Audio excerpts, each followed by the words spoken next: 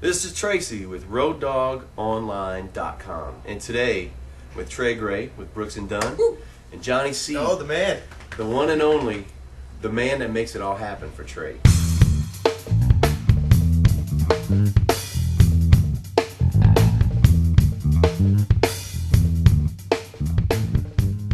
But then it goes to show you too, it was different in the fact that she had great management, an LA manager at the time. There's an office in Nashville, but who she still manages, the same guy. But we only did 5 club shows that year. Everything else was opening for Reba, B&D, or Alan Jackson. For the first two years, we never did like they always put her in front of like these. And granted, it was a different time, you know. The country pop thing was hitting really hard, and radio stations, and everybody was selling millions of records. But they did it smart. So it was, dude, it was amazing. How did that gig grow? Because you were there in the beginning. Absolutely. And then for what, from 93 you said to 2000? 94. 94 to 2000. So man, you were there to see it go from the one bus. Yeah, it's very funny how you have a man named crew, you know, if you're lucky, a stage manager who usually does front of house as well, and then the guys in the band and the artist, and the girls in the band or whatever, you know. And then the next year it was great because we had a crew bus, and she got to pick out her own bus, but we were on it with her. And I'll never remember, she was so excited. We stopped at a Target to get sheets and stuff. She wanted everybody to feel. She was really cool about that. She always included us on everything like that. She made us feel really special, and she put us on salary the second year. That's very cool. You know, which at that time I think was probably pretty unheard of. Oh yeah. And she just really, she went out of her way to make us feel special. It was great. And then the next year it was just a band bus, her bus of course, 2 crew buses. You know, I mean, she just kept hit after hit after hit, and then of course, you know, it just grew from there to where it was. You know, it was great. We were doing, even in the second year in, we were doing Letterman, you know, 3 times a year, Leno 3 times a year, you know, every morning show at least twice a year, you know, Grammys, CMAs, ACN. I mean, it was just a whirlwind of stuff. And the coolest things were when we got to do like the Grammys or the American Music Awards, because it's not, I mean, it's great seeing your buddies, right? But then you're in stuff that you respect outside of another genre of music. Yeah. You know, you got to see, you know, the Red Hot Chili Peppers and U2, and you're out there watching their sound checks, and you're hanging out in the green room with them. I mean, that's crazy. And they're really cool too. And that's another thing. It seemed like the bigger the artist, the more humble and the more like they didn't care about anything. So interesting that you brought up the whole genre crossing thing.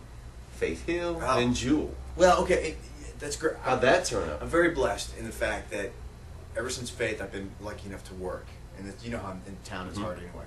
And with artists that have at least sold like 25 million records each, that's a very big blessing. I don't take that for granted. You know,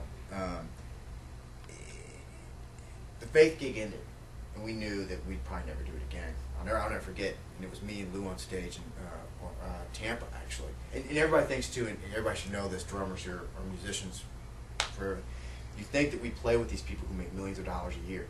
We don't make that. Right. And not that we do bad, that's not what I'm saying, but my parents thought, okay, you're going to buy a vacation house, you're going to take off a year now, what are you going to...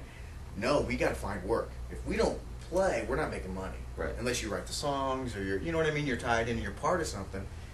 So... Same with the crew. Same with the crew. Yeah. So it's not what people think it is. I was actually got done with Faith, and we didn't know what to do, so 4 of us from the Faith. Lou went to start working with Brooks and Dunn. Right. But the four of us, like the rhythm section, it was me, the piano player, guitar player, and the bass player, went to work for Jessica Andrews and Billy Gilman, who at the time was a kid. Yeah. He had that one voice. Yeah, and then his voice changed. Yes. Jessica had Who I Am, so she had a #1 song. So it was this kind of this kid tour, they co-headlined, they swapped every night. And playing with him was like playing with like a Beal or something. It was weird because it was all these kids. Oh, like, yeah. Sweet kid. That was a great thing. But halfway through that, a buddy of mine, Mark Oakley, who you might know, guitar player, went out to start doing the Jewel thing because Jewel cut her new record in Nashville with Dan Huff, and Mark played with Dan. And anyway, and Mark called me and said, "I'm going out. I'm musical directing for Jewel now, and the drummer. I really don't think the drummer is what she needs." And I'm like, whatever. You know, how many times you heard your buddy go, "Hey man, okay."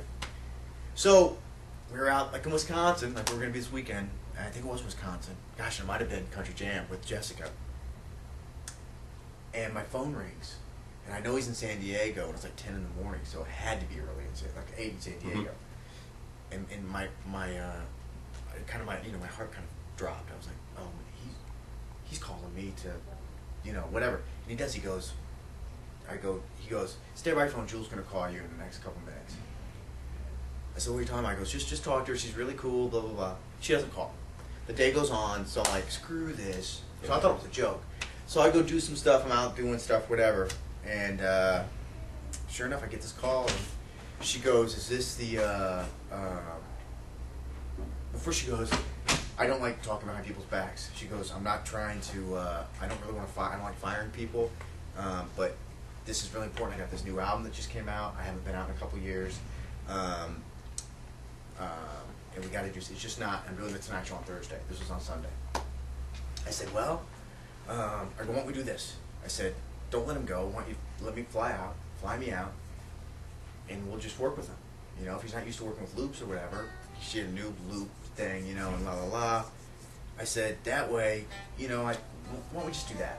She goes, really? And I go, yeah, absolutely. Totally cool, That is pretty cool. Well, I mean, why? If I wasn't doing the job, if I can't do it, let me know. But at least give me a shot to do it. So he deserved that respect. And she was being really cool about it. So that was like at 3 in the afternoon. Well, 7 o'clock, phone rings again from New York this time, a New York number. Trey, this is Gloria Gabriel, Vice President of Atlantic Records in New York. And I know who she is. I'm like, and she goes, is this the same Trey that played at Madison Square Garden with Faith? Oh, sweet. And I went, well, yeah. She goes, well, I really like your playing. And I went, well, that's very sweet. And then I find out later on she is a music fan, so that meant a lot. She goes, listen, she's got a new album coming out, and drummer's not happening right now. We can't drop the ball on this. Would you do us a favor and, fly out tomorrow and do the Tonight Show? Rehearse a couple days and do the Tonight Show. Yeah. So I'm not going to say how much, but she goes, we can only pay you this. And so I had to put my hand over my phone because it was like 4 times I paid. Pop world versus country. Well, in that particular instance, I'm not saying good or bad or whatever, but not that I was never not paid well, but I went, yeah, of course I could, be there. So it was like at 7, and not till maybe 10:30 that night, this English guy calls, her tour manager at this time, and says, Dan's assistant meeting you at the airport tomorrow morning. He has the ADATs. We'll run ADATs. Because that's, because we haven't put anything on hard drive yet. So that was loops and tracks that you were going to be running for the Tonight Show. And a copy of the whole album. They go, why don't you just listen to the album? Okay, so I did. It was a Southwest flight. So we got to San Diego, and I charted everything out. Go to Spreckles Theater, which is right downtown. And a great drummer who I'm not going to mention, and he's gone on to, still in the pop world, has done fine. But, so basically, when I walk in, they're like, well, he's not going to be here. She let him go. So it made me feel kind of bad. But I remember, so I rearranged his kit, got rid of like how he was trying to trigger some stuff, which didn't really make sense. And I remember walking in, and T-Bone Hannon was there, and I never got to play with T, but I've known T for years. Yeah. We've always crossed paths. It was Stuart Mathis, an LA guy who now lives in Nashville and plays for Leanne Rimes, and Mark Oakley, and the keyboard player. And the keyboard player didn't look up or anything, but I recognized him because we used to watch this Kenny Loggins live at the Redwoods. And it was Steve George, the Mr. Mister, who wrote all the songs for Mr. Mister. He was playing keys. And he was like her musical director for a while. So he's not even saying a word, like he's pissed. So I'm thinking, oh, he was his buddy. What the hell? So we do the single, Standing Still. I pop in the thing. I'm like, let's listen to how the count off is. I go, is everybody ready? Like, yeah. So I did. She wasn't even there. Did the song. Steve George gets up, walks over, and hugs me. He's like, thank you. And apparently, the other drummer was just more of a. He wanted it real loose. Mm-hmm. And when you're running loops and stuff, you gotta be, and especially if there's some background vocals going on and stuff, you can't just. It's gotta fit. Right. So we do a couple tunes. Next thing you know, the road manager comes out and goes, "Okay, we're gonna rock a cargo your kid out."